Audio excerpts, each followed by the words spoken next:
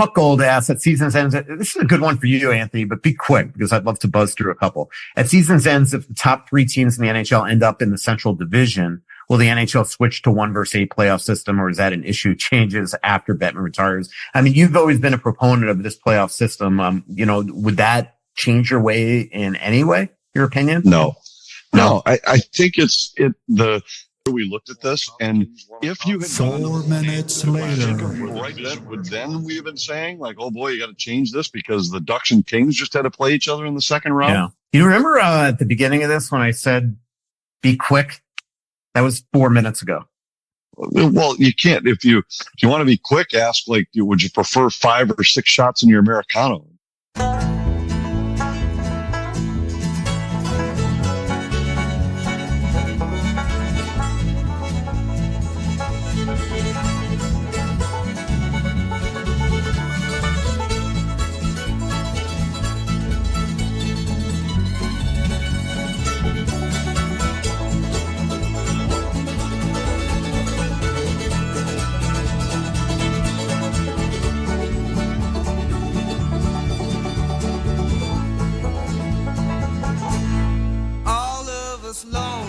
Welcome back to Worst Seats in the House. Michael Russo, Anthony LaPanta. I'm coming to you from Edmonton, where I'm here covering the rivalry series, United States-Canada women's hockey, their final tune-ups before the Olympics start, we think, in February. We'll get to that later. Anthony LaPanta is back in Minnesota after a long trip on the road. And Anthony, you were just here in Edmonton. It is so weird. We're recording this podcast at 8:15 Mountain Time, and the sun is not up yet. It's unbelievable how dark it is up there. I was telling some people before we left on the trip that you feel like you're, I don't know, in the Twilight Zone or something. I mean, it's like, and when you say it's not up yet, it's not up. It is pitch black there until I think it was about 9:15, 9:30, one of the mornings before I even saw any light starting over the horizon. And then it's dark by 3:30 or 4 o'clock in the afternoon. It is really something, the difference just being whatever that is. I don't know how many miles north it is of the Twin Cities, but we were fortunate when we were there. It was probably the warmest it's been in Edmonton, maybe on any trip we'd been there, because it was like, I don't know, 30 degrees or something outside. Normally it's been about 4 and windy every time we've been there. Yeah. It is definitely dark out. It's not Philip Gustafson, like, northern Sweden dark, but it's, or Jonas Brodin, where he, sometimes vacations, but yeah, it's dark. Anthony, I'm in a worse mood than, normal. And that's good. That's my usual, that's like my resting face. But no luggage. WestJet lost it. So I'm still waiting for that. Hopefully I get a call even maybe during this podcast that it's been delivered to my hotel. And from 3 to 4 a.m., the fire alarms were coming on into our hotel here. And I went downstairs this morning and asked what was going on. And this hotel, I think it's attached to that mall. And some drunk guy at like 3 a.m. decided to pull the fire alarms because we're attached to the mall. From 3 to 4 a.m. they could not get this thing to stop. The most obnoxious alarm that you've ever heard. And then every like couple minutes in the midst of the alarm is a woman telling you, stay in your rooms. It was really unbelievable. Well, you just have to take my path to that and sleep through them like I did in Vancouver that one night, where the whole team evacuated the hotel. I slept through the alarm, and in the morning, I thought they were all making up a story, and said no, at like 2:30 or 3 o'clock in the morning or something, the alarms went off, and everybody was standing out on the street in their underwear and robes and everything. And so they all thought that it meant I was like out carousing and wasn't home. I said, no, I came home with you guys at like 1 a.m. or whatever. And I slept through the whole thing, never heard it. So you must not be staying at the JW Marriott. No, I'm staying down the street. The JW was like $650 a night. So I couldn't get in there. But I'm telling you, wasn't that the Vancouver one that you slept through? Wasn't that the one also where Bruce Boudreau just said F it and decided not to go downstairs? And he went downstairs. Then I think he went back up, if I remember right, because he was I remember him just saying that he thought it was a fire, like some kind of a test or something. And 3 a.m. I was like, well, who would do a test at 3:00 in the morning? But when I found out that they weren't joking, I remember turning. Mike Greenlay at the time was my partner. And I said, well, if you guys were all out there and you really thought that I wasn't there, nobody thought to like maybe knock on my door and make sure that, hey, let's make sure that we get him out of there too. You guys all just decided, well, screw it, let him sleep. Gorg thought he was going to just take over and become play-by-play guy. That's why he didn't. Yeah, apparently. I don't know. But I do, I have had a tendency to sleep through things like that before. And, that we've had our share of travel issues too. So I know you losing your luggage on WestJet is a life changer. We've had 3 now in the last maybe 5 flights. Crazy. Where we've had major delays and no fault of Dominic and the Wild's travel organization. It's been all plane related, but yeah, we had this last trip it was set up to be the way I prefer, every road trip is off day game, where you never have a back to back. And in those cities in particular, it's nice because, even if you get in it late at night, the next day is an off day to recover and make sure you're on your normal schedule. But man, it was a little bit of a tester this time where leaving Calgary to go to Vancouver, we had a couple hour delay and wound up just going to a local restaurant and having some food and a few drinks before we got on the plane, where they had to fly a different plane in to pick us up. And then the Vancouver to Seattle, which is a really short flight. So I think originally we were supposed to land be in Seattle by midnight or 12:15 or something like that. And instead it wound up being almost 4 a.m. before I got to my room. And, it's a short flight, but you still have to go through customs when you get into America and all that stuff. And so we've had a few adventures on these last couple trips. Yeah. And, I like the one in Winnipeg where Dom was smart enough to get everybody over to, was it the Keg or the Earls or something? I think it was Winnipeg, let's see, we went to, because we did the same thing in Calgary. In Calgary, we went to the Cactus Club, and in Winnipeg, I think we went to the Cactus Club in Winnipeg too. Okay. I think it was both. I think it was Cactus Club in both spots. But it's never good when, like Billy Aaron told me that the pilot just refused your plane in Calgary. Just said, I'm not flying this piece of F. So I just remember it was Earls. We went to Earls in Winnipeg, Cactus Club in Calgary. But it was, and the pilot, they had a technical issue, and I think it's okay for me to share it. It was, the pilot had said that they got it was some kind of a sensor, and the pilot just said, I'm not comfortable flying this plane. And so as we were talking about it, I was like, hey, look, I am 100% on board with the pilot's decision here. If he's not comfortable with it, I'm more than happy 100%. To sit for a little while at the Cactus Club and wait for a different plane. And what it turned out it was some kind of pressure gauge it was a sensor on a pressure gauge that malfunctioned at 10,000 feet or something like that. And so in order to fly safely, the pilot said we'd have to stay under 10,000 feet. And because we're flying over mountains going Calgary to Vancouver, he wasn't comfortable flying that low.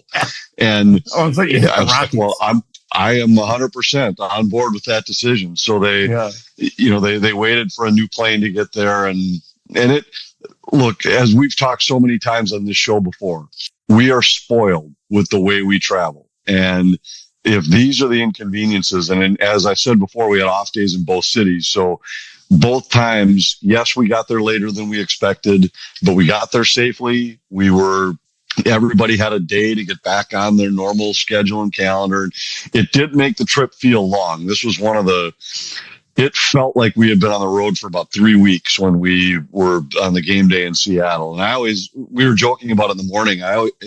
If I feel that way at the end of a trip, you always sense that, well, the players have got to be feeling this because their grind is a lot more significant than mine is on these road trips. And if you feel like you are just, oh my God, when are we going to get home? You know that's what they're feeling too, which is why I thought the way the Wild played that final game in Seattle was impressive, because it had been a long trip, and even though off days were there, those late nights like that have a way of catching up with you by the time the trip is over. No doubt about it. When you're getting into cities, I mean, just think of Vancouver. You guys landed around 2:30 in the morning after playing a game. It's really 4:30 Minnesota body time. clock time, and, right? Yeah, body clock time, and you were just there a couple days, so that you're Well, still getting adjusted. and like I said, the night we got into Seattle, I think it was almost 4:00 in the morning when I got into my room in Seattle after the delay in Vancouver. And in Vancouver, I was talking with Dominic Hennig, our travel coordinator guy who runs the show for the Wild when we travel. And he had the same thing set up there where he was like, let's take the guys to a restaurant and hang out for a while. But I think he was just like, I am so tired of the circus of getting everybody on a bus, driving someplace. So that time we just sat at the rink and waited, and was able to get a little work done for the next game. And it all turned out fine, but it was a late night. I've written stories on, travel services people before. It is a stressful job. Like, that is not your fault, yet you're the one that has to deal with all the repercussions. I can't even imagine I mean, just think about the one in Winnipeg where, all of a sudden the buses leave you at the airport. And now he's got to somehow get the buses back to get you there early. Right. So I think and finding a place that can at a spur of the moment, hey, I'm going to bring a group of 60 in. Yeah. And so in Winnipeg, it was on a Sunday night, which downtown Winnipeg is not exactly a bustling place to start with. And on a Sunday night, it was, hey, we're bringing the whole team in. Can you have food ready for us? And they both spots, it turned out great. I mean, they had a bunch of appetizers and stuff ready for us when we got there, and people, they got the food out to everybody quickly. It was impressive how quickly they got stuff organized to make it as comfortable as possible for the team. Yeah. And by the way, this is a league wide, it's a pro sports wide issue right now. These planes, a lot of teams use this charter company. They're at the end of the road in terms of lifespan for these planes. In fact, the charter company's getting a bunch of new ones. It's still not as bad as about 6 or 7 NHL teams whose charter company went bankrupt this season. Isn't that crazy? So like there's 6 or 7 NHL teams and other sports as well that are, trying to, frantically find charter companies because theirs just went under back in early November. Remember that time the Vegas Golden Knights were staying at the Fairmont in San Jose when the hotel got sold and were literally kicked out because they were no longer a Fairmont? Like that was like 5 years ago, 6, 7 years ago, that great hotel in downtown San Jose. Yeah, it changed now to a different hotel brand. We used to stay there, but we have since changed and stay out on Santana Road. We've got guard dog duty going on here in Shoreview. Apparently there's either a plow guy or a delivery guy or something. So at least you'll know I'm safe during the remainder of the show. Yep, absolutely. By the way, your microphone's getting a little. I never knew that story about the Vegas guys being booted out of the hotel because of it. But I preferred when we stayed downtown in San Jose. But I'm not a big fan of our Santana Row rearrangement. Yep. By the way, your microphone's getting a little bit muffly, so I don't know if you've changed positions or anything. No, just the dogs barking in the background. Okay. Give me a second until the delivery guy leaves. All right, cool. All right, let's talk about this road trip. Obviously, they salvaged it with a good effort in Seattle. Did not start very well. Well, started well with a big 1-0 win right here in Edmonton, where I am right now. I was talking to a bunch of the Edmonton people yesterday, and they all said that was as well as Edmonton's played on this homestand that they were just on, where they scored like 21 goals, but they just couldn't beat Volstead. They were all raving about the way that Jonas Brodin played that night against Connor McDavid, Anthony. I thought it was Jonas Brodin's best game of the season. And it was not only did he score the game's only goal, but he was just terrific defensively. And really the Wild's entire effort as a team that night they were so good defensively in that game. And we've talked about Brodin and his matchup with McDavid over the years, where he's talked about how much he loves that challenge, how much he elevates his game when playing. And he made a couple plays against McDavid that night that it's been over the years we've seen McDavid look back over his shoulder like, how in the world did that guy just recover against me? Like nobody is able to turn with me, that when he attacks the outside with speed. He made a couple plays on Draisaitl that night. I thought he was just terrific. And yes, Wallstedt made big saves when he had to, but I thought the Wild in that game, they might have been as sharp as they've been throughout that was the 12th out of 12 of their point streak. And that might have been as complete a game as they played during that run. Yeah, no doubt about it. I will say that, you talk to anybody around the Oilers and they say that McDavid's kryptonite is Jonas Brodin and Miro Heiskanen, that those are the only two that can really shut him down. And I saw it last night, Anthony. I went to the Sabres game. The first two periods was exactly like the Sabres Wild game, where the Sabres just, it was like hard for the Oilers to get up for the game. You're playing this team that, just kind of drags you into their style of hockey. And then all of a sudden the third period, starts, a missed icing by the linesman. McDavid scores 10 seconds into the period to wake him up. Then Podkolzin scored. And then all of a sudden, with 1 second left in regulation, Connor McDavid's, forces overtime. And he absolutely took over the third period. It was something to be seen. Like his speed, every shift, it was just like a captain that took him on their back. So it was amazing until Alex Tuck scored 33 seconds into overtime. And I got a chance to catch up with Alex Tuck after the game and Jordan Greenway. And I really think that Sabres team is just weird. They just, they have these great players and they just sort of can't get out of their own way from a puck management standpoint. But last night, Tage Thompson was excellent. Rasmus Dahlin, excellent. Greenway played great, I thought. And then Alex Tuck, obviously, has the big game. Then the Wild go down to Calgary and Vancouver. Anthony, the Calgary game was just like the game late last season, didn't you think?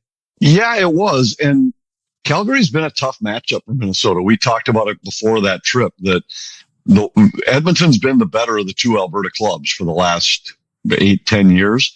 And yet the Wild have had a lot more success against the Oilers than they have against the Flames. It really is interesting how that works. But Calgary plays a heavy, hard working style. And they were just a lot better than the Wild that night. It was one of the few games this season where the Wild have just simply been outplayed. John Hines said it after the game, where he just said, I don't really have any answers for you. We just got outplayed tonight. And they haven't had many like that lately. And Calgary was better. I thought Minnesota looked off. So a part of it was, you always wonder, is it the other team? Is it that Calgary knocked you off your game, or is it that you were off? And I thought the Wild looked like they were off from the beginning. Remember, they had 8 minutes of power play time in the first period, all of it coming in the last 12 minutes. So you were on the power play for essentially the last half of the first period and couldn't cash in, had a couple looks, but not great. But everything was off.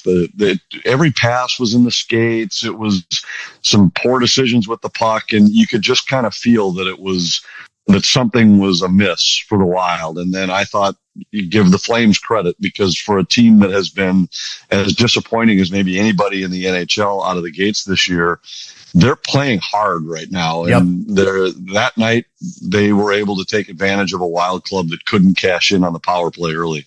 No doubt about it. And it really was identical to last year, where Kaprizov, Oldie, just, guys couldn't make plays. And Gus was under pressure. Another good start for the Wild, but again, they just got, I thought, a little cutesy in the first period. And I felt like the same sort of thing, in Vancouver, the Wild played really well. Like, you look at the expected goals and the high danger chances for the Canucks that night. I think the Canucks had like 2 even strength chances. From that standpoint, Wally had his first off night since October. No doubt about it. Probably since that San Jose game that he had, not the shutout one, but the one, or the second San Jose game Gus started, but the first one where he gave up 6 goals. I thought that was as bad as Wally's look. I mean, it's going to happen at times. They didn't take advantage of their opportunities early. And, the one thing about the teams that are really struggle this year, Anthony, is that they do work hard. Vancouver and Calgary both earned those victories, those nights. Yeah, I thought more Calgary than Vancouver. Vancouver, I thought it was think about the goals they scored. Yes, I thought the first one, it was one that I'm sure Wallstedt would tell you he wants that back. But They get a goal when Booyam loses his stick and for some reason didn't grab one that they were hanging over the bench trying to give him a stick as he went by. And they lose. They give another goal when Urov lost the stick. And then they give one when Ballstead has the goofy mishandle behind the net that for a guy who handles the puck as well as he does, it's the first time I can remember watching him make that kind of a blunder. And, Vancouver really didn't generate anything in the game, and the Wild didn't cash in. And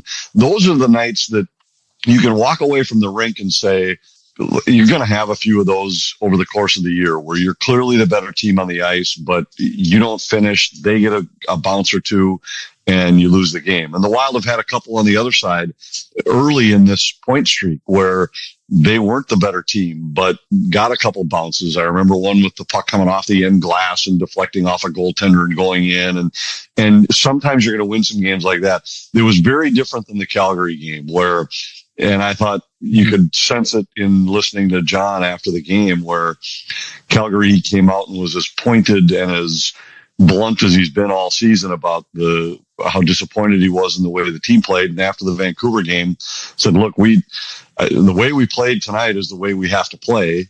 We just didn't get rewarded. And they came out and mimicked that performance in Seattle and did get rewarded. So I think we always talk about when those games happen. Like if they had won in Calgary, you would have just easily dismissed the Vancouver loss and said, yeah, they were the better team, just lost. But because it was a second consecutive loss against a team at the bottom of the division, now you start to say, well, holy cow, what's going wrong? And you have to be able to really look at a little deeper into the games, I think. And let's say they had played in Vancouver the same way as Calgary, then I think you've got concerns because it would be back-to-back nights where you got outworked by a bottom-end team. That wasn't the case. They just didn't get rewarded for the way they played, and those games probably even out over the course of the year. Yep, I agree with you. And we'll take a quick break, but and talk about Seattle when we come back. I want to talk to you about the upcoming homestand, some of the injuries they're dealing with. The one thing I will add about the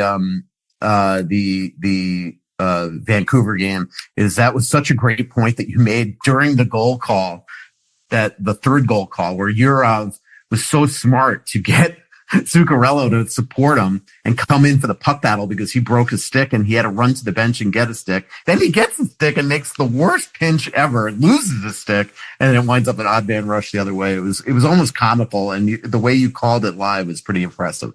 We'll be right back on More Seats in the House. Holiday season for many means a lot of stress, a lot of things you worry about. Company coming over, getting the house in order, grocery shopping and cooking, and all those gifts to buy. The last thing you need is more stuff to worry about, like the equipment in your home faltering. My advice, keep Aquarius Home Services on speed dial. Plumbing issues like a water heating that stopped heating? Call Aquarius. A light switch that seems to do, well, nothing? Call Aquarius. Trust me, I do that all the time. And a faulty furnace that forgot it's now time to keep your home warm? Well, call Aquarius. Aquarius is the company that I've trusted to take care of my home for years. Plus, right now, Aquarius provides $98 off any repair and are just a click away at AquariusHomeservices.com. Enjoy the worry-free home you deserve this holiday season and contact Aquarius Home Services. And don't forget to mention that Russo sent you. Aquarius Home Services, earning the right to be recommended. Deer hunting season is here, and it's time to own your odds with OnX Hunt, the GPS hunting app trusted by millions of hunters. With the Hunt app, you'll have access to nationwide public and private land ownership information, waypoints, tracks, and much more, all at your fingertips. Go to onxmaps.com/hunt. That's onxmaps.com/hunt to sign up today. Hey, Rosie here for Stretch Labs. I've been talking about them for months now, and it's part of my regular exercise routine. They're located throughout the Twin Cities, and no matter who you sign up for, they have great stretch practitioners that will work with you. They are great at stretching out your hips, your back, your neck, whatever might be aching you, but more importantly, being proactive about your overall health. They understand how your body works and what you need, no matter what your age, really no matter what the shape you're in, but understand how important stretching is.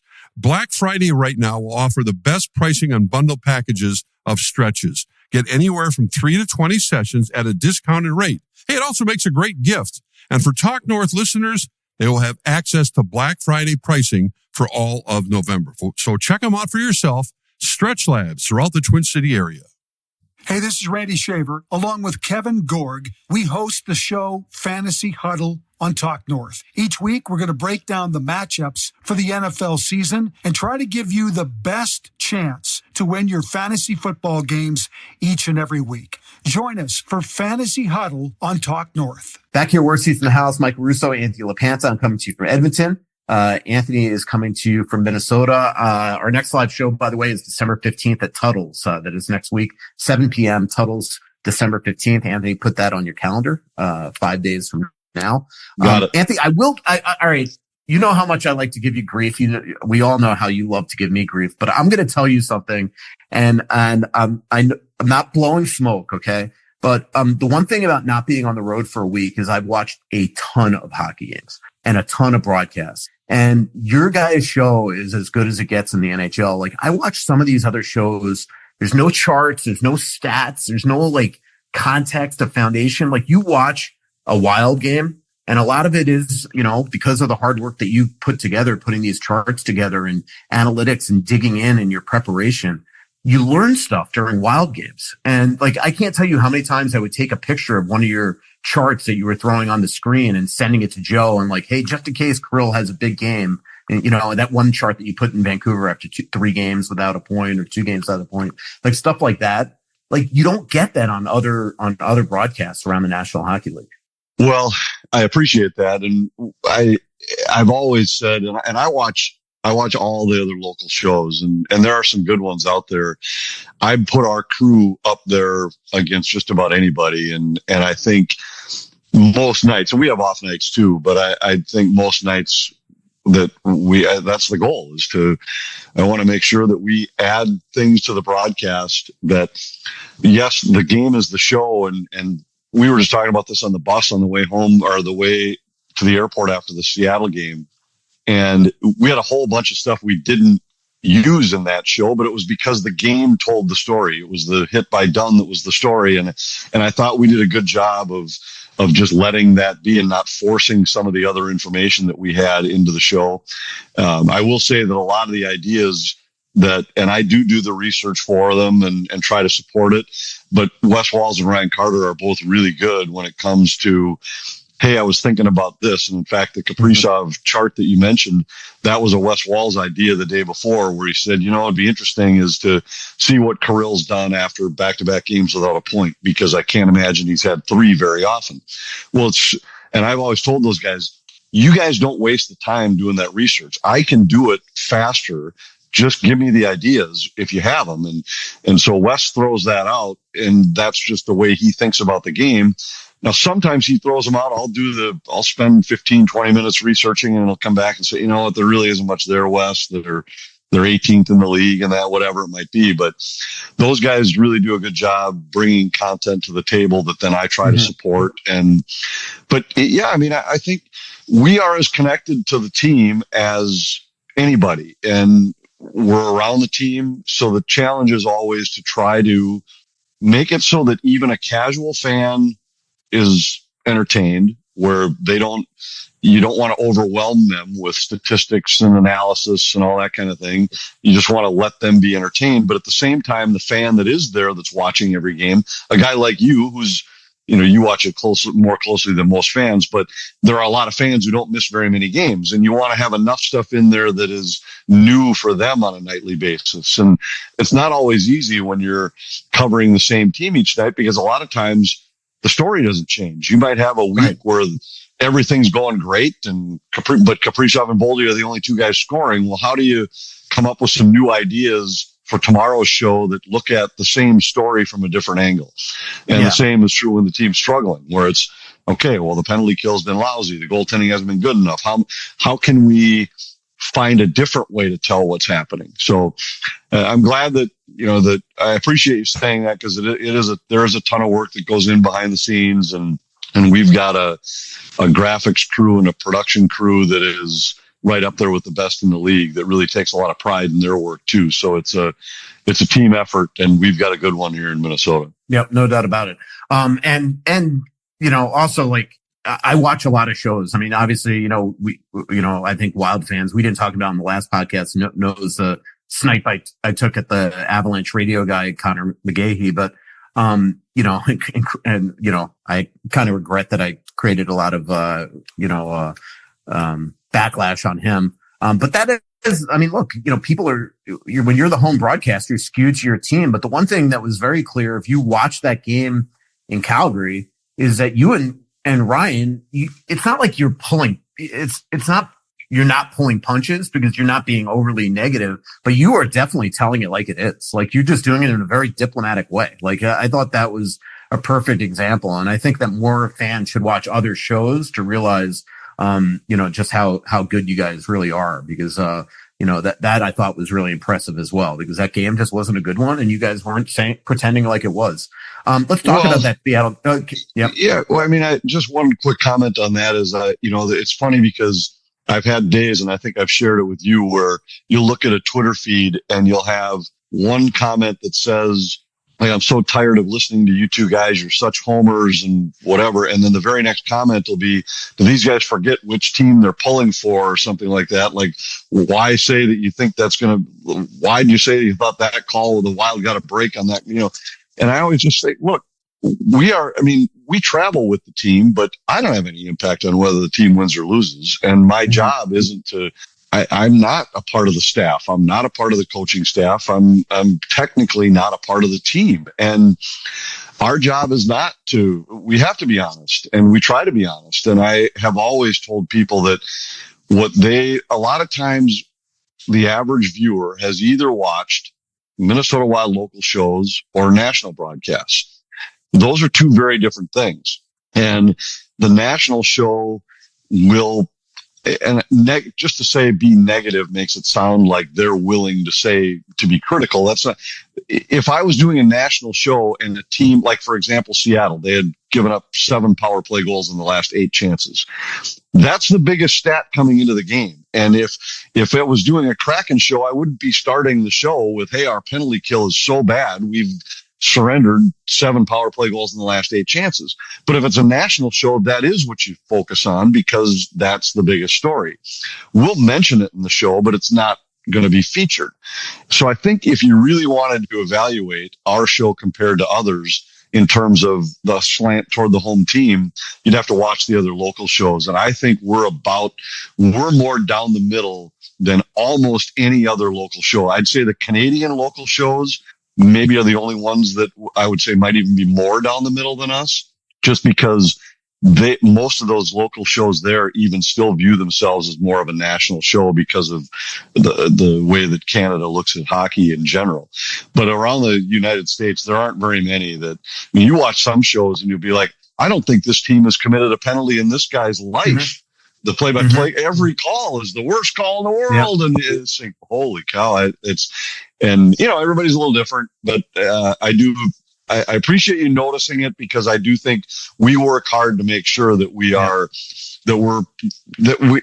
just try to keep it factual. And yes, there are going to be nights where you'd be a fool to try to sit in the press box and say that the Wild have brought their A game tonight or just been unlucky, or there are going to be nights where they're not very good. And not that you want to stand up there and just tear into a guy or an individual, but you can say, look, they haven't been very good tonight. Calgary's been better. Yep, absolutely. And last thing I'll say on that, because I'm sure everybody's tired of me blowing smoke. I'm actually getting nauseated by it, but it's even just the way that you guys say it. It's like in Seattle, like you're not when the Wild failed on those first 2 power play chances, you're not hammering it for it, but you subtly mention, by the way, this is a penalty kill that's given up 7 goals in their last 8 chances. So you're still giving the information. You're not trashing the Wild that they didn't do it, but you a homer would not even let you know that. Like, I had no idea because I'm not on the road trip and doing research on the Kraken. And so I thought that was pretty, just the way that you sort of insert little stats, I think is really impressive. Let's talk about that Kraken game. Obviously, Wild got off to a really good start. It looked like it was going sort of the way of Vancouver and Calgary, where they weren't scoring and could just bite them. And then obviously the hit on Matt Zuccarello woke him up, angered him, and then that's as angry as I've ever seen Kirill Kaprizov. And how about Danila Yurov going in there, not even thinking twice, going right after Vince Dunn, who, you know, he's not a fighter, but he's a tough defenseman.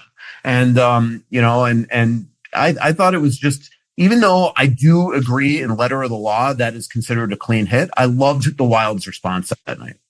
I did too, and I agree with you about Kirill. He looked like a man possessed the rest of the night too. First of all, the way he reacted on the play, but then the way he took over the game he was engaged at a level that even exceeded what you normally see from him.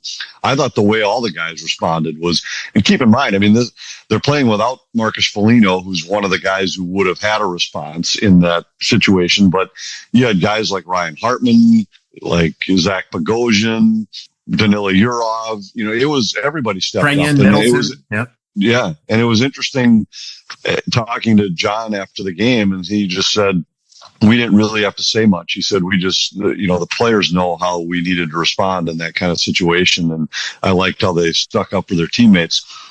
And I thought the same. When we saw the play live, I thought that the initial contact, the primary point of contact was the chin, but when you watch the replay, I think the officials got it right. As much as I think it was an unnecessary hit perhaps by Dunn, and maybe I thought Ryan Carter's point was these are the kind of hits that I think the NHL would like to eliminate just because of the fact that it does put a guy at risk of injury.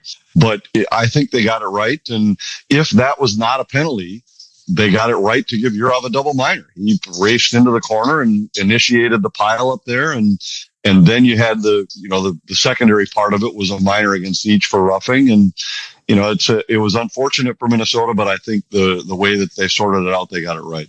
And I think on Twitter, the Wild actually, I know fans were upset that they wound up on the PK because of it, but I think the referees intentionally gave Europe a break there, because it's like they were sending a hit that they know that they probably letter of the law would love to call, but they can't. But they also understand what Eurov's doing there. So instead of calling a fighting major, which they absolutely could have, they give him the double minor. But if it's a fighting major, he's getting 17 minutes because of instigating all that. So I think they actually gave him a break. The Wild killed the penalty and perfect there.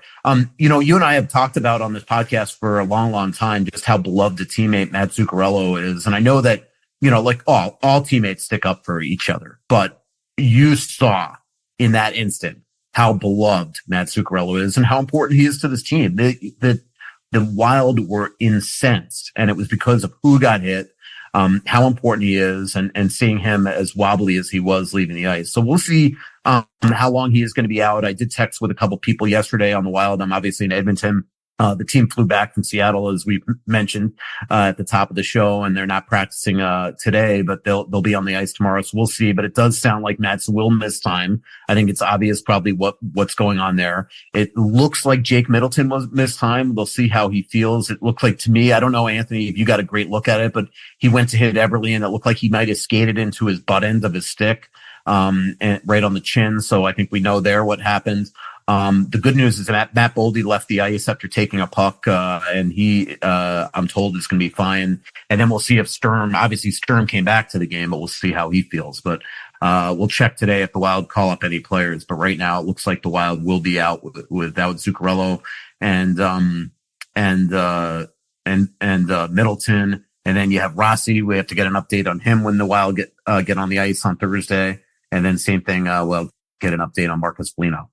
Yeah, it seems only fitting that the team arriving at the front door are the Dallas Stars, because it seems like every time the Wild face Dallas here over the last few years, it's a crippled Wild club that's doing so. And we'll see that it is amazing some of the misfortune that the Wild have had with injuries, where it's been, getting hit with pucks or things where it's like Sturm was a puck in the ankle. Boldy was a puck. We've seen Brodin take pucks off the feet lately. It's that kind of stuff that it's not something you could prevent. I suppose it's the way the Wild play, where they're in shooting lanes as much or more than other teams, but that's how you play the game. Middleton's hit was unfortunate because you're right. He was the one that was delivering the hit and looked like he caught either a shoulder or the butt end of the stick up high. So we'll wait for an update, but look, this team has weathered some significant injury storms already this year. And I thought that's why in that Seattle game, it was the response to Zuccarello was as much the way the team stepped up emotionally, but also you forget sometimes and when you're in that spot, number one, they came into the game with 11-7, so they were playing only 11 forwards. Then you lose Zuccarello, so you're down to 10. And you sometimes then forget that not only are they down to 10, but three guys who would be in the lineup, Rossi, Foligno, and Hinostroza, aren't even on the trip. Yeah. So you're the amount of firepower that was out of the lineup combined with the just kind of the emotional, physical leader of the club, all of those guys gone, I thought was made the way the Wild responded and put that game away even more impressive. Absolutely. Let me ask you what you thought of Kiefer Sherwood. That's somebody that we've reported the Wild have had conversations with. I do think the Wild made an offer to them that was rejected. I think they offered a young prospect. I don't know who that player would be. It wouldn't shock me if it was an Ogren. But what do you think of him? He hasn't scored in 9 games in a row, I believe. And unless the Canucks played yesterday, I haven't even looked. But he was very visible that game. There's no doubt about it. He brings speed. He brings high energy. He brings physicality. But that's also something that the Wild have a lot of, Anthony.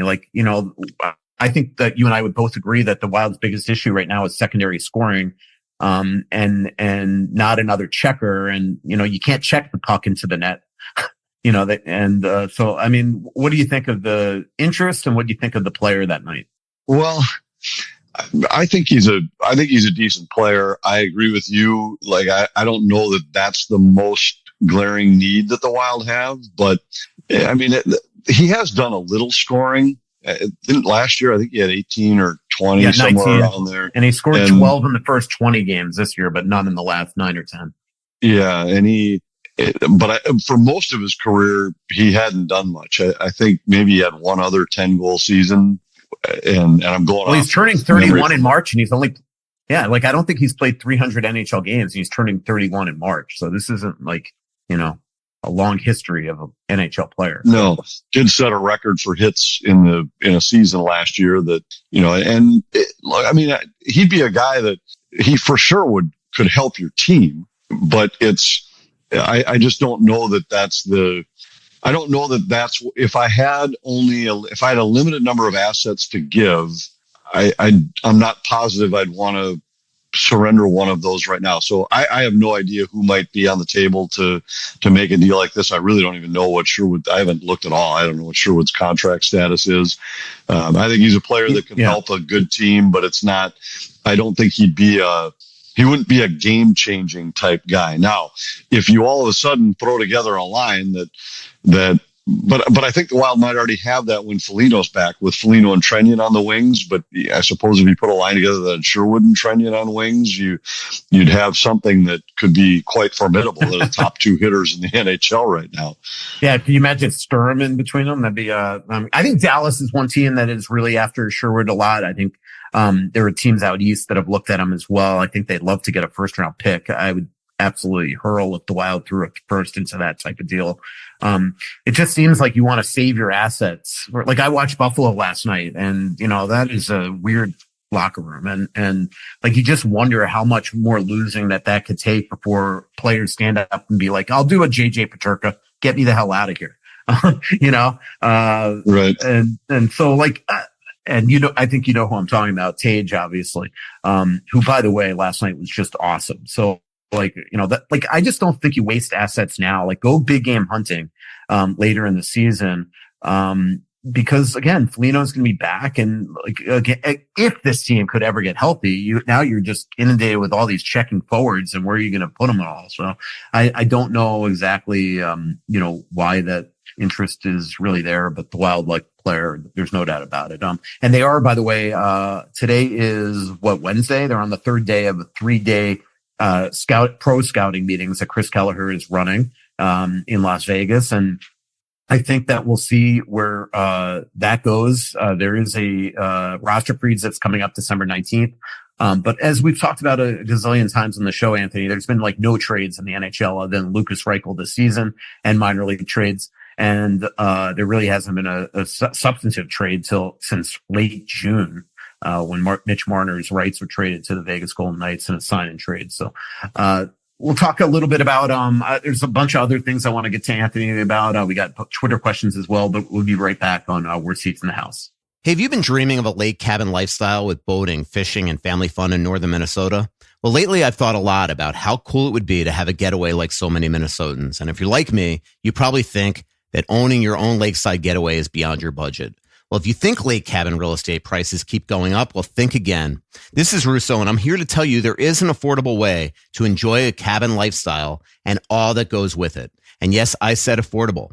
I founded a Clamshell Beach Resort, which is located on the Whitefish chain of 14 lakes for you and your family to enjoy. Here's how.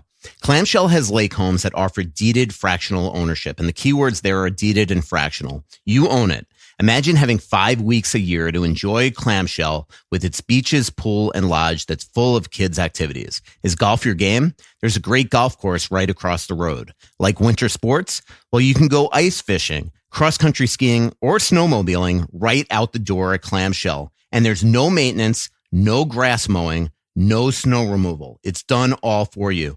And you can own a share of Clamshell Beach Resort at an affordable price. To learn more about ownership opportunities at Clamshell Beach Resort, go to cottagesonwhitefish.com or contact Pat Egan at 612-220-9819. That's cottagesonwhitefish.com or Pat Egan at 612-220-9819. Also want to thank Twill in the Edina Galleria, twillmn.com. Go there, sign up for their alerts. You only get a couple of emails a year, but when you get the email, it'll be about a special event or a sale that's dramatic. I got a lot of stuff when they had a 40% off sale this summer when they were clearing out their summer inventory for fall inventory. It's not a huge store. It's easy to shop. That also means that when it's time for them to clear stuff out, they're going to give you a great deal. Go there, say hello to Scott Dayton, my friend. It's Twill by Scott Dayton in the Edina Galleria. Best men's clothing store in Minnesota. Go check it out. There are many reasons to open a smart checking account at Royal Credit Union, including no monthly fees, no minimum balance, and a $250 bonus. Getting your $250 is easy. Open your account by December 9th. Receive 2 payroll direct deposits of $200 or more, and you'll get a $250 bonus. See details and open your account today at rcu.org/getchecking. No minimum balance required to obtain bonus. Offer ends 12/9/25. Insured by NCUA. Welcome back to Worst Seats in the House. Michael Russo, Anthony LaPanta. Anthony, I did get a email or direct message on Twitter from somebody that said, "Hey, Russo, love your pod. A while back, I remember Anthony's favorite wine was mentioned, and I thought I wrote it down, but I can't find it. Can you tell me what it is?" I told him any Antinori, maybe Tignanello, but what do you have a better one to offer him?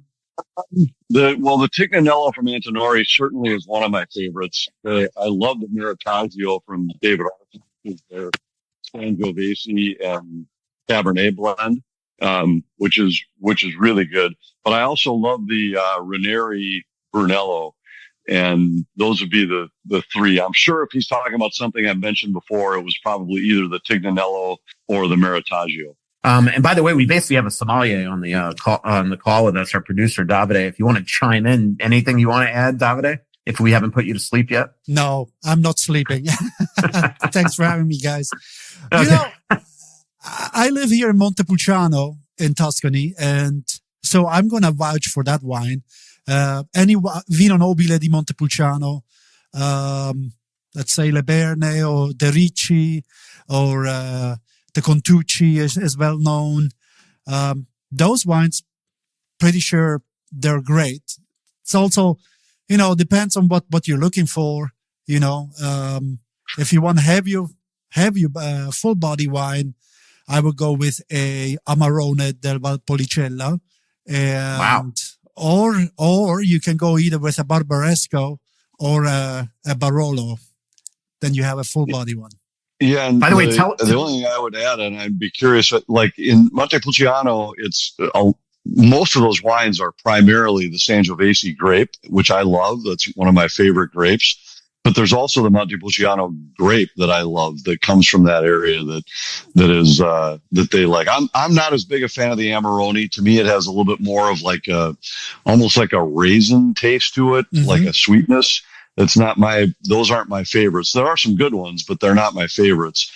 And Barolos, I love a good Barolo if it's a full bodied. Sometimes if you get a young Barolo with that Nebbiolo grape, they can be a little lighter, where I prefer the Brunellos, but it's all about what you like and what you're looking for. It's all tasting. And some people prefer actually the Barbaresco over the Barolo because it is more full body than the Barolo. So there you have it. But yeah, Montepulciano, they came under scrutiny because of the Montepulciano grape that is in Abruzzo, in the region of Abruzzo, because it's not the same. The Vino Nobile is different from here. That's a Sangiovese grape, like you said, Anthony, and it's way different wine than the Montepulciano d'Abruzzo that some people buy as well. So right. Don't you host a wine podcast? Is a lot better. Davide, don't you host a podcast, a wine podcast? No, I don't. Oh, okay. I host a travel and lifestyle podcast for Italy with my wife. Well, yes. Okay. Is it in Italian?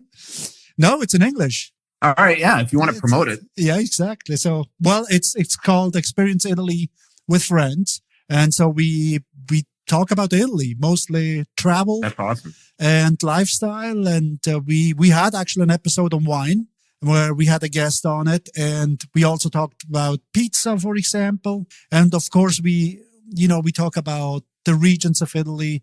And right now, we talking about the Olympic Games. Yeah. Tell everybody what you did today. Okay. So, the Olympic flame came to Italy on December 6th. And so it will travel now all over Italy in no logical order. And today it came in our town, in Montepulciano. So today I went up, we had lunch with my wife and we were we were told, it will come about 2 p.m. So we were there and waiting. And then all of a sudden said, it's going to be 3 p.m. And then all of a sudden it said 4 p.m. And I go I'm out. So, because I had to record this podcast. So, and you left your wife the one there. thing I'll say, and I'm people know the fact that I'm partial to Italians, but that is the one thing that we've learned on our trips to Europe in the summer. And we'll be going back this summer to start our trip in Como. My family's actually also going to visit the Puglia region when we are over in May for my son's getting married in Greece. But the one thing you have to learn to live with in Italy is that they are not the most time sensitive people on the planet, where if they say, when we went to the Alps and went to Germany and Switzerland and Austria, if they said they were leaving at 2:02, they left at 2:02. And in Italy, if they said, well, we're going to leave about 2, it could be anywhere between 2 and 4. Exactly. And that's with everything. I went to see the cycling tour, Giro d'Italia, and it's gonna come past here at 2:30, and of course not. It's all it's whatever they feel like. This is a perfect segue to talk about the Olympics, Yes. Anthony, because I'll tell you what, I mean, we are learning exactly what you just said with the buildings.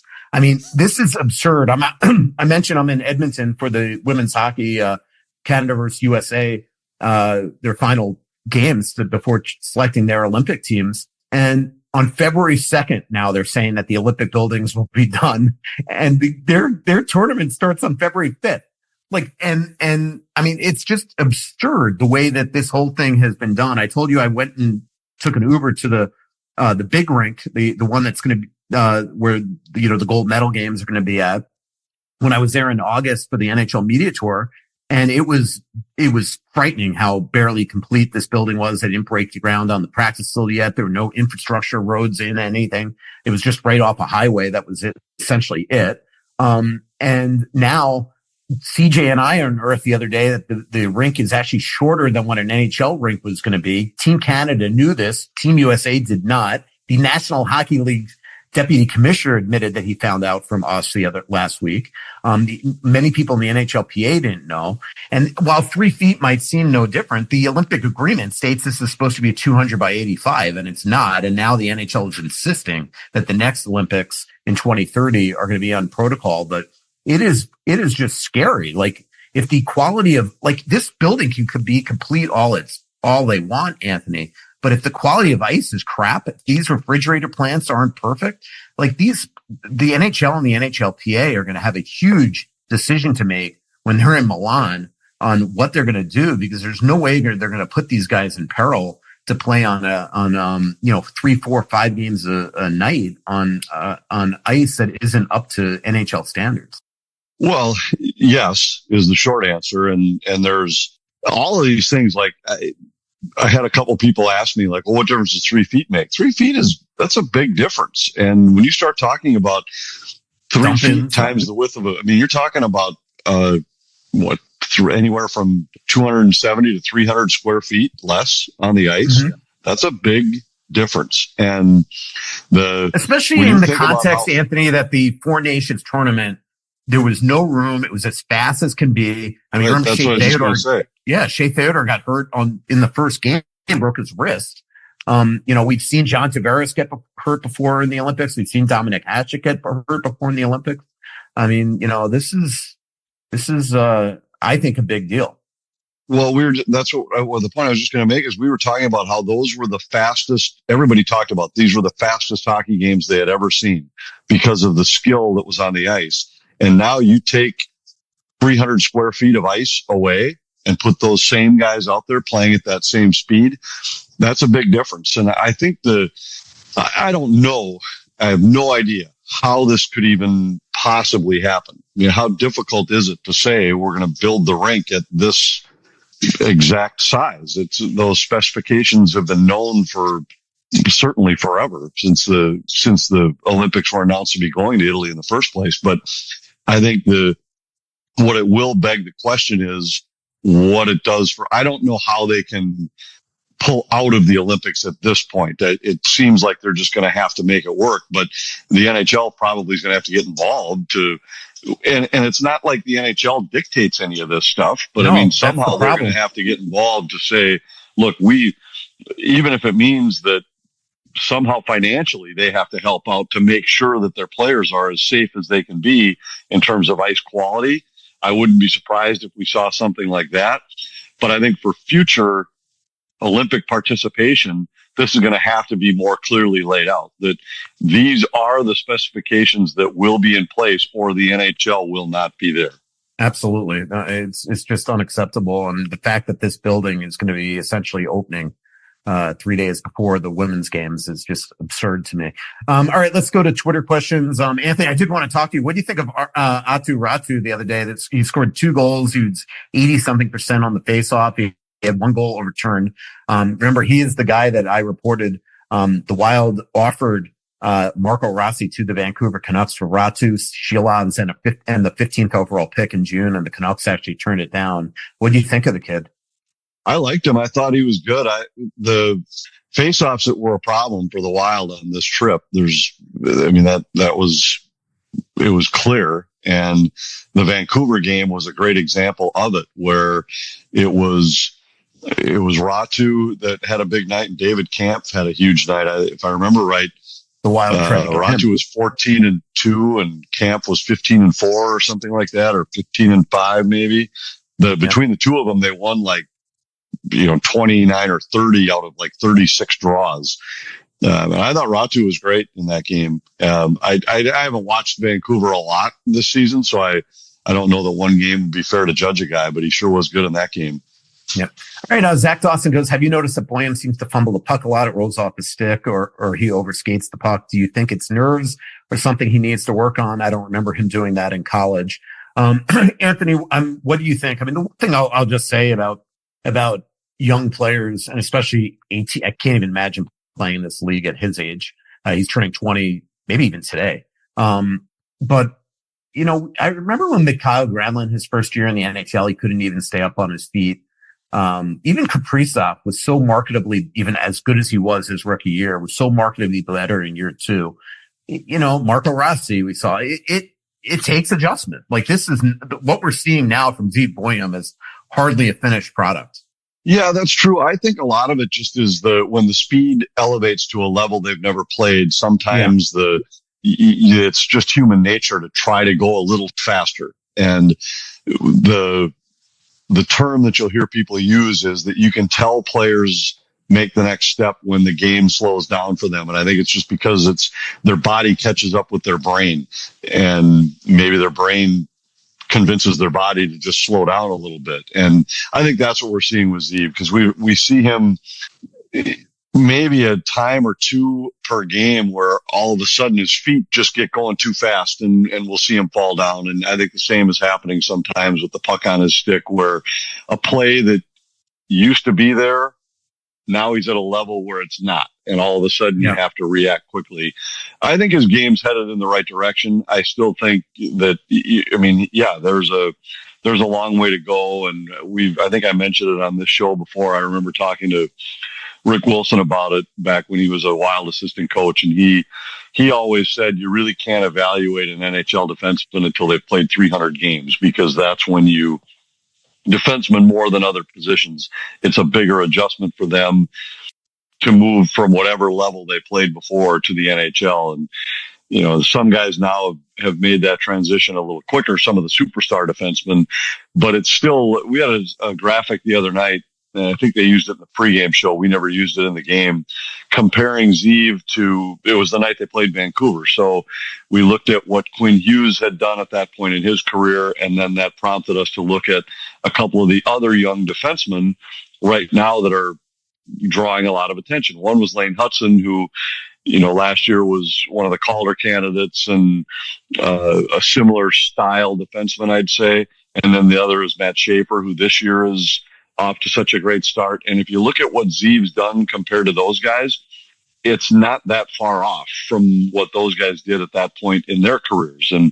And so it's, you just have to be a little bit patient. Hughes had scored a little bit more than Buium to this point, and Hudson and Schaefer had played more minutes, and both of those guys were on teams that didn't have as deep a D-core as what the Wild have. All of them except for Schaefer were significant minus players at this point in their career, talking 28 or 30 games into their career. But out of all of them, and not that Zeev's the only guy contributing to this, but Zeev's team has the best record that any of those teams had through 30 games, which is why it was easier for Montreal to just say, we're going to watch Lane Hutson take some lumps on the ice, because their team had lost 18 out of their first 28 games. They didn't think they were going anywhere. It's a lot easier to do it when that's the case. The one thing I'd love to see that Zeev do, and I think that we'll eventually see it, is like when he skates into the offensive zone with the puck, like with speed on the power play, cuts to the middle, like just rip it, man. Like that's where he seems to fumble the puck. It's like he'll all of a sudden, I don't know if it's no confidence or what it is, but that he just will not pull the trigger. And that's when he loses the puck, because people converge on you so quickly. So that's what I'd love to see in terms of maturation. Jordan asks, who's your MVP for the Wild so far, and why is it Matt Boldy? I mean, it could be, Boldy has been probably the most consistent player, except for that 10-game stretch where, he had the one goal. Johansson's been as consistent a player as they've had on this team all season. And then their goaltenders, Anthony. Would you agree? Yeah, that's what I was going to say is, to me, Jesper Wallstedt might be, because his hot streak really coincides with when the team took off. And the guy wins 7 games in a row and has 3 shutouts in a 4-game stretch. I mean, that's hard to argue with that at this point in the season. Johansson's probably been as important a player as they've had, just because wherever he's played, the line he's been a part of has been the team's best line. And he continues to just bring such amazing consistency. He's a plus 11 player on a team that, where no other forward is even in that stratosphere. I think he's been great, but I wouldn't, you couldn't say he's their most valuable player, because Boldy and Kaprizov are their most valuable. I mean, those are the guys that without them, you're going nowhere. I guess if I had to pick one guy right now, I'd probably lean Wallstedt, with Boldy a close second. Yeah. I agree with you. The Wild, a lot, I won't read this verbatim, but a lot of slander against Vladimir Tarasenko in terms of questions, Anthony. And I do wonder if this will come to a head at some point. Like obviously he gets the empty net goal the other night. Maybe that, we always talk when a guy's in a slump that maybe that can spark him, but shot off the butt or an empty netter or something like that. But he does seem to, the team has definitely been different, coincidence or not, with him back in the lineup. They were 7-0 without him. Analytically, the lines that he's on don't perform as well when he's not on them, if that makes sense. You do kind of wonder if just at some point they are going to have to deal with this, especially as they get healthy players back, and maybe work with Pat Brisson to find him a place elsewhere, or, go waiver route. I mean, it doesn't seem like this is something that is going to turn out to be a great experiment. Well, I think I thought the other night in Seattle might have been one of his better games Definitely. Of the year. I thought he looked good with Kaprizov and Yurov that night. And, the one thing I'll say is his skating has been better than I thought it was going to be.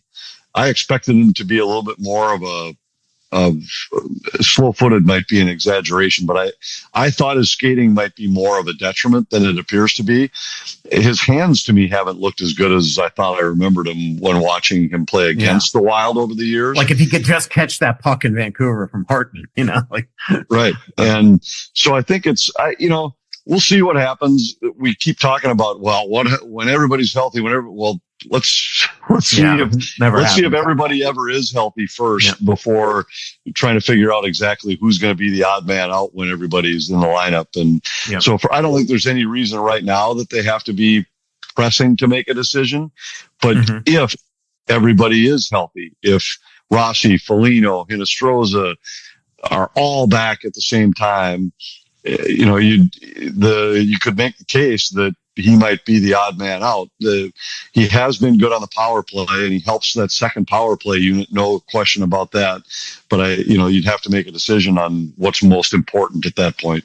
Yep. Puck Gold asked, the 06 Olympics were 90 miles east of Milan and Torino at an Alpi arena. I just went to their website. They have no events scheduled in February, and they have an Olympic-sized rink in the arena. Why don't they move the ice hockey games to there? Actually, correct me if I'm wrong, Davide, you might know this. I think that arena is an event center now. I don't think there's any ice plants in it anymore.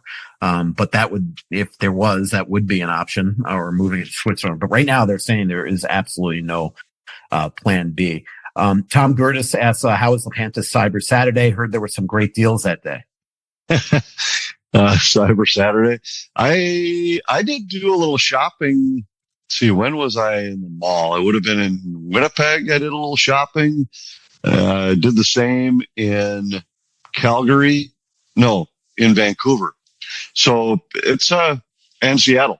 So I don't know if it's counted as Cyber Saturday, but there were still the remnants of some Black Friday sales when I was out in the mall, and spent a little time. I went out to the Bellevue area in Seattle. I love the mall out there, so bummed around there for a couple hours. I'll have to see. I didn't buy any cyber equipment though. Yeah.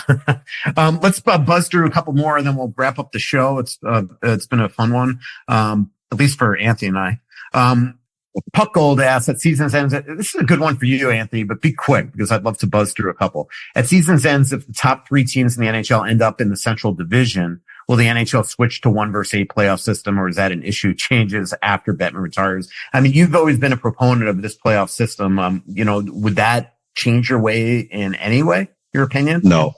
I think the number of things that would change, like you remember last year we looked at this, and if you had gone to the 1-8 last year where the division winners were 1-2 and then everybody else was seeded 3 through 8, what would have changed is so minimal that it would have, Dallas would have played Edmonton instead of Colorado. LA would have played Colorado instead of Edmonton. That's not a major change. And in this case, what Minnesota would be I guess they'd be the 4 seed if you seeded them, 1 through 8, is because the Pacific champ would be the 2. So the Wild would be the 4 seed instead of essentially the 3. And, they're playing Colorado or Dallas right now in the first round.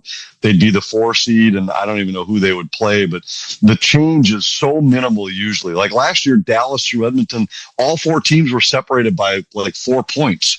So does it really matter if you play Edmonton instead of Colorado? The Eastern final last year between Carolina and Carolina and Florida would have been a first round series.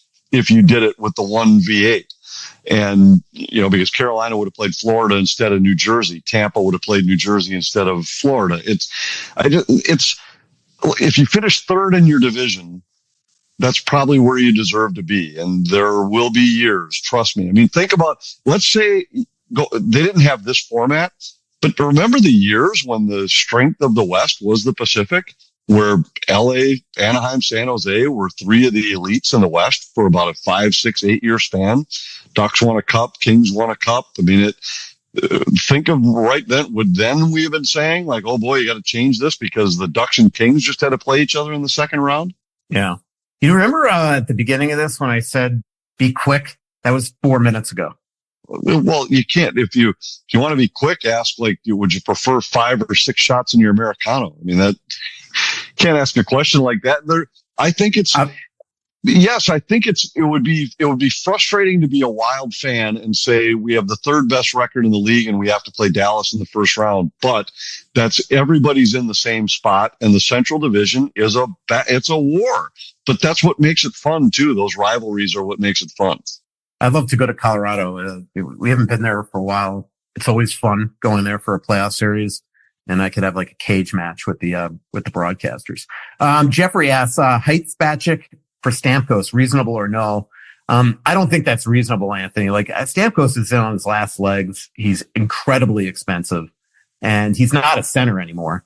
So I don't think that's reasonable. Eric Buckley, will a no move clause for Gus cause an expansion problem to protect Wallstedt? Not at all, because his no moves only for a couple of seasons.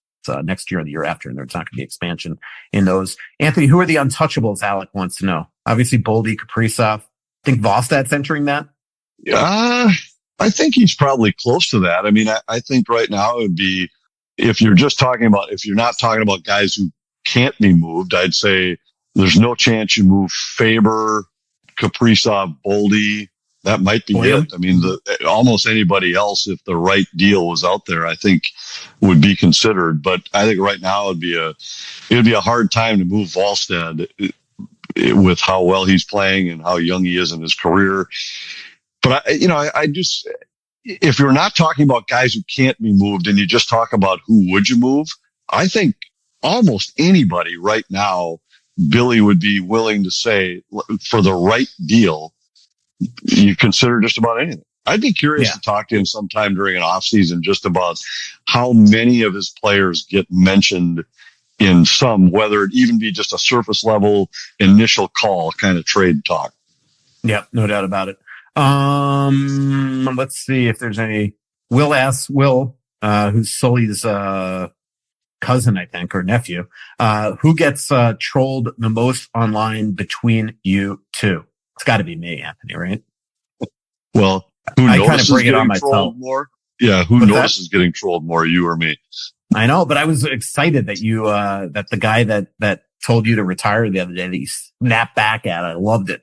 Yeah, I happened to. It was right when I got on the bus. I think it was when I flipped on my phone. It was the first thing I saw, and I said, well, I'll reply to that guy. But it's I don't go looking for it for sure. If people will tag me, I then sometimes will catch them after games. I did see the other day when we had an off day and I scrolled back through for a few minutes. I meant to reply to a few people and I then kind of forgot and got distracted, but I just don't, I don't spend a ton of time reading them. So it's hard to say that I would, I'm sure I get trolled, but I don't know. Yeah. I thought there was a funny one from somebody asked, what are the Wild's plans for Riga Lorenz? I think they'd sign him, but I don't know. It's also up to him, right? There was a funny one from our mutual friend Marty, but I can't seem to find it right now. Dave asks, I live in Henderson, Nevada, and recently saw the teams playing for Vegas with the latest flight issues, as many have their own plane. No, they charter from Delta, and the only team that I know of that has their own plane is Vegas. Rangers used to, but they don't anymore. I think that's it. Vegas used to be one of the teams that Delta had. I don't know how many teams Delta is in charge of anymore, but I want to say it's and they've maybe 6 to 8 in both the NHL and the NBA, I think. But no, I think it's It's upwards of 30 between baseball too, and there's a ton. All right, here we go. Marty goes, do you ever sit behind the microphone at Tuttle's at 6:58? Anthony has yet to arrive for a 7 p.m. podcast, and think to yourself, I wonder what life would be like if I had never met him. Who would I argue with? Would I still need to take my anxiety pills? That is exactly what I think. Well, you're the only one that can answer that. I've been so stress-free with you on the road. You just said you're as stressed. You started the show by saying you're in the worst mood you've ever been and the highest stress ever, and I haven't seen you in a week. Well, that's because WestJet lost my bag and the fire alarms were going off for an hour. I didn't have anything to do with that.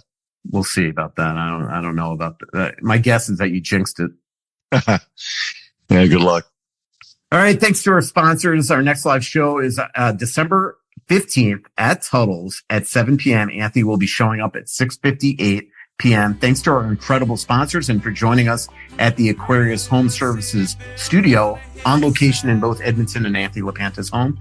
Aquarius Home Services, your local authorized dealer for Connecticut water treatment systems, Clamshell Beach Resorts, Onyx Maps, Twill and the Edina Galleria, Royal Credit Union, and Stretch Lab. Talk to you on December 15th, 7 p.m. sharp at Tuttle's, Anthony. See you then. So much coming out, there's no